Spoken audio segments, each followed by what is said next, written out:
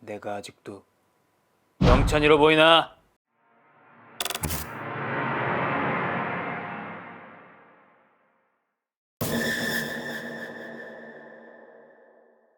우리가 제보받은 어느 한 사연자의 입장에서 이야기를 들려줄게. 내가 대학교 1학년 때 친구들하고 경기도에 있는 계곡을 놀러 갔었어. 다들 학생이고 용돈 따서 쓰니까 성수기 펜션 값은 부담스러웠고 주말 2박 3일로 놀러 가려니 너무 비싸서 온 어플을 뒤지며 민박집 하나를 찾았어. 어플에 정식 등록된 숙박업소도 아니었고 민박집 목록들이 쫙 있고 가격만 딱 써있는 그런 곳에서 가격이 저렴한 곳을 찾았고 바로 전화해보니 예약이 가능하다고 하더라고. 지금 생각해보면 정말 후회되는 선택이었지. 서울에서 가까운 경기도라고 해도 완전 외곽이라 그런지 성수기임에도 불구하고 막상 가보니까 사람들도 별로 없었어. 여행지의 느낌이라기보다는 완전 시골의 느낌이 들더라. 민박집은 깊은 산속에 있었는데 사장님이 픽업도 해주시고 계곡은 걸어서 가까웠기 때문에 우리는 차라리 조용하고 편해서 다들 신나 했었어. 그 민박집은 기역자형으로 생긴 낡은 한옥 같은 곳이었고 생각보다 꽤 넓었어. 주인 아줌마 아저씨는 차로 20분 정도 거리에 사시고 11시까지는 우리가 있는 곳 별채에 계신다고 하더라고. 지금 생각하면 여자들끼리 밤을 혼자 지낸다는 게 위험하게 보일 수도 있지만 당시 우리는 밤새도록 먹고 떠들 생각에 완전히 들떠 있었지.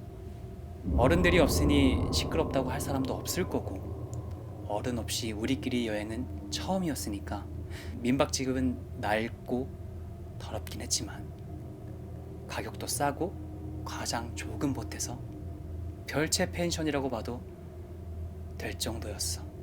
아무튼 우리들은 진짜 신나 있었어.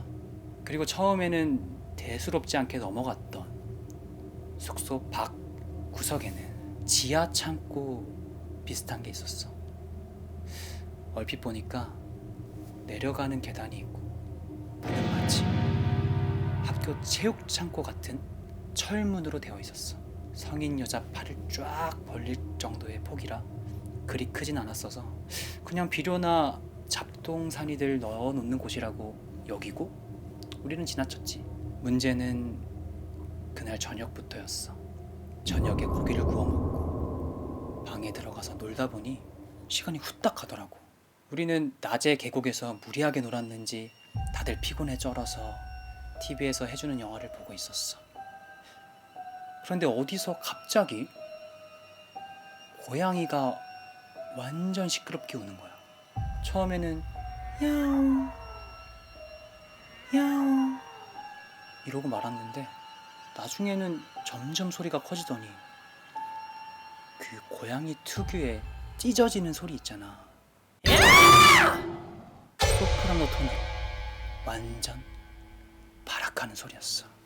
그때가 밤 1시 직전이라 진짜 완전히 조용했어서 고양이 소리가 정말 크게 들리더라고. 그래서 우린 그냥 어디 강아지하고 싸우나 보다 싶었는데 소리가 너무 크니까 다들 막 웃으면서 그냥 넘어갔어. 그러다가 내가 과자라도 던져주려고 문을 열고 나왔거든. 나가서 아까 마당에서 고기 구워 먹던 마루쯤이었나 거기쯤 가니까 갑자기 고양이 소리가 딱 멈추는 거야. 우리 보고 놀랬나 싶어서 찾아봤는데 없었고 너무 무서워서 그리고 너무 어둡기도 하니까 그냥 다시 들어왔지. 근데 다시 들어오자마자 고양이가 또 야옹 아까 그 소프라노 톤으로 캬옹 이렇게 우는 거야. 고양이 우는 소리가 어찌나 큰지 그렇게 큰 소리는 처음 들어봤던 것 같아. 그래서 친구 중 한 명이 창문을 열고 야! 시끄러워! 라고 소리쳤는데 그걸 들었는지 딱 조용해지더라고. 이제 좀 살겠다 싶어서 다시 TV 보다가 한두 명씩 잠들기 시작했어. 밤새고 놀기는커녕 너무 졸리고 피곤해서 눈이 막 감기더라고. 그런데 막 잠들려고 선잠에 들었는데 갑자기 고양이가 또 울기 시작하는 거야. 진짜 심한 욕까지 내뱉고 싶을 정도로 말이지. 그렇지만 억지로 참고 자긴 했는데 해 뜨기 직전까지 고양이 소리가 너무 커서 깼다 잠들었다를 반복하니 아침에 너무 피곤했었어. 아침에 다들 고양이 때문에 진짜 짜증났다고 말하면서 아침 겸 점심으로 라면을 먹고 주인 아줌마가 있는 별채에 가봤어. 마침 계시더라고. 아줌마한테 여쭤봤지. 고양이가 너무 운다고. 혹시 여기서 기르는 고양이냐고.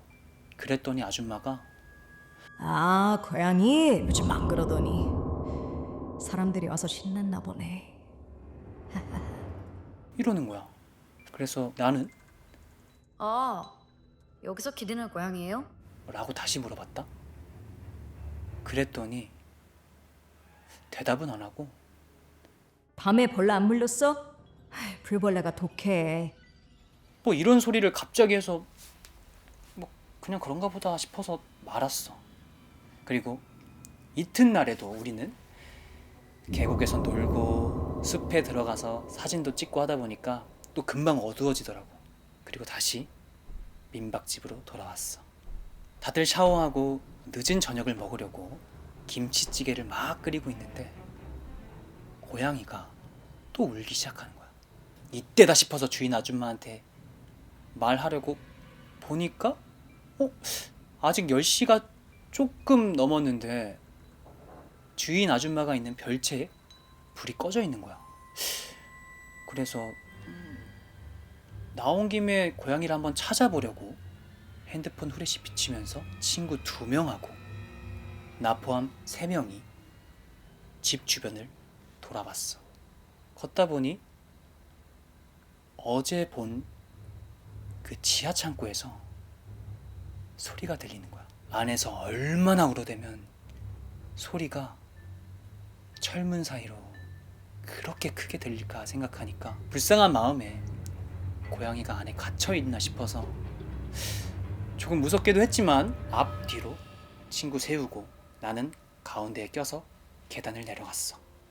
아니나 다를까 철문 하나 두고 소리가 엄청 들려오는 거야. 그 고양이 소리가.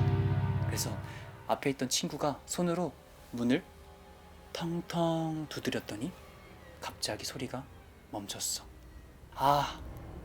우리는 그제서야 귀여운 고양이인 줄 알고 안도심에 셋 다 막 깔깔깔 거리면서 나는 새우깡 주려고 봉지를 이렇게 흔들고 있었고 앞에 애가 열려고 손을 뻗음과 동시에 갑자기 스스로 문이 열렸어. 열렸다기보다는 틈이 벌어졌다고 해야 되나. 열리면서 도어 체인 같은 것이 안쪽에서 해놓은 것처럼 보였고 문이 끼익 열리면서 철커덕 하고 체인에 걸렸어. 문이 손 넓이 정도로 열렸는데 그 순간 우리 셋 다 완전히 얼어서 이렇게 숨 넘어가는 소리로 멈춰버렸어. 우리 손에 있던 그 핸드폰 후레쉬 빛이 닿은 그 손바닥만한 틈 사이로 자세히 보니까 빛에 반사돼서 반짝 빛난 눈. 더 자세히 비추니까 그제서야 사람의 형체가 보였어. 얼굴을 그 문틈 사이에 두고 우리를 쳐다보고 있는 거야. 심장이 멎는 기분이란 걸 그때 느낀 것 같았어. 심장이 쿵 하고 떨어지는 느낌이랄까? 평생 동안 그렇게 소름 끼치고 무서웠던 적은 처음이었어. 내가 공포 영화를 잘 보는 편이었는데 영화 기담에 나오는 엄마 귀신보다 100배는 더 섬찟했어. 우리 셋 다 그 계단에서 도망쳐 올라올 생각은커녕 모두가 딱 얼어붙어서 거기에 서 있게 됐어. 대체 이게 무슨 상황인가 싶고 너무 무서워서 치아가 부딪혔어. 한겨울처럼. 나는 어떻게든 얘네 데리고 방으로 들어가야 될 것 같아서 가위 눌린 거 깨는 것처럼 혼신의 힘을 다해서 고양이가 울어서 과자 이런 식으로 더듬더듬 말을 했어. 말이 제대로 나오지도 않았고 뒤에 내 친구는 내 어깨를 부서질 듯 잡고 있고 나도 내 앞에 친구 어깨를 그렇게 잡고 있었어. 그 순간 그 여자가 내 눈에는 갑자기 입을 벌리는 것처럼 보이는 거야. 나는 무슨 말을 하려는 줄 알고 네? 하고 자세히 봤더니 입이 히 하는 것처럼 쫙 찢어져서 입 사이로 잇몸이 다 보이고 그렇게 웃고 있는 거야. 나는 속으로 생각했지. 뭐지 하는 그 순간 이렇게 소리를 치더라고. 순간적으로 이 여자는 미친 사람 아니면 사람이 아닐 거다. 갑자기 전설의 고향에서 봤던 고양이 귀신 들린 아이 얘기가 떠올리고 싶지도 않았는데 막 떠오르면서 발끝에서부터 소름이 두두두두두 돋았고 그 여자가 입으로 고양이 소리를 낸과 동시에 우리 셋 다 비명을 지르면서 초광속으로 방까지 도망쳤어. 도망치다가 자빠지고 발목도 저질렀는데 당시에는 전혀 모르게 도망쳐 나왔어. 나중에 보니까 온몸이 멍투성이더라고.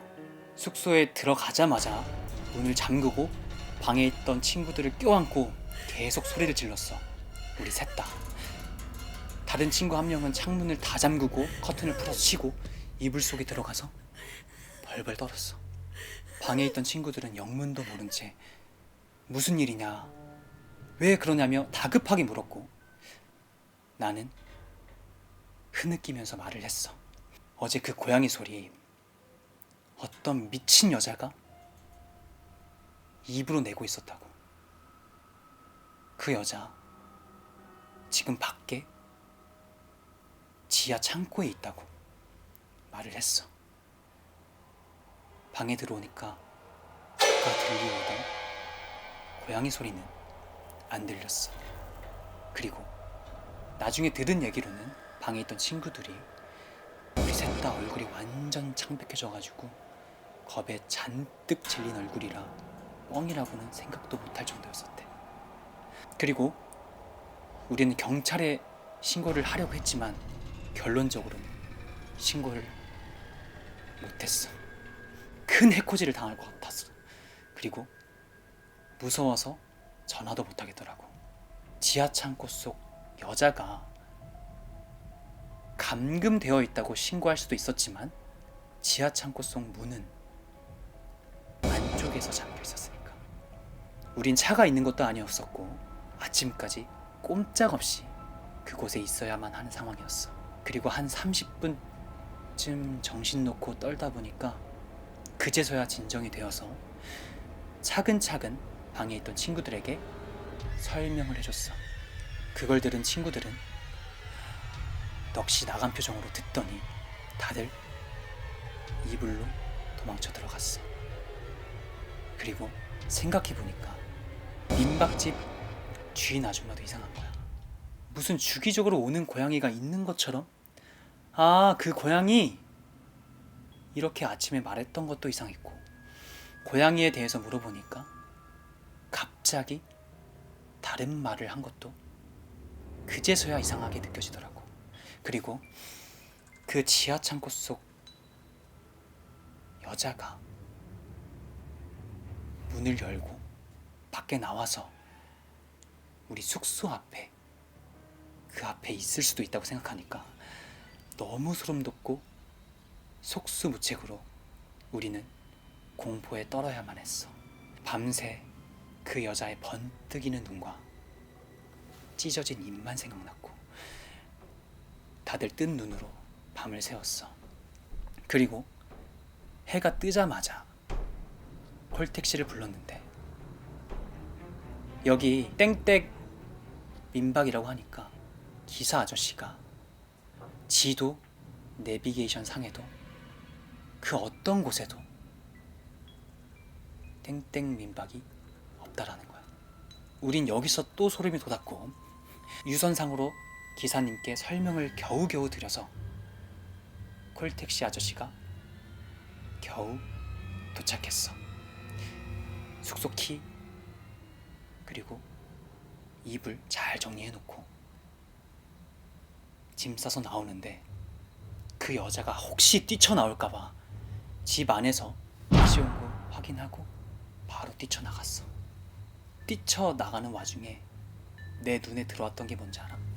우리가 고기 구워 먹던 그 마루 위에 새우깡 포장지가 있더라고. 그 밤에 내가 들고 있던 새우깡 봉지를 그 창고 앞에 내팽겨치고 달려 나온 후 아무도 밖에 나가지 않았고 달릴 때부터 택시에 타는 이 순간까지 아무도 그 봉지는커녕 마루 근처에도 가지 않았어. 마루에는 분명히 아무것도 없었고 그럼 그 밤새 누가 새우깡을 먹고 그 포장지를 거기에 버렸을까? 거의 4년 됐는데도 그 얘기는 우리 사이에서는 금기처럼 마치 살인사건을 경험한 사람들처럼 쉬쉬하는 분위기가 됐어. 그리고 나는 가끔 밤에 혼자 있을 때 고양이가 울면 아직도 심장이 내려앉아. 그때 그 여자의 눈 그리고 찢어진 입이 떠올라서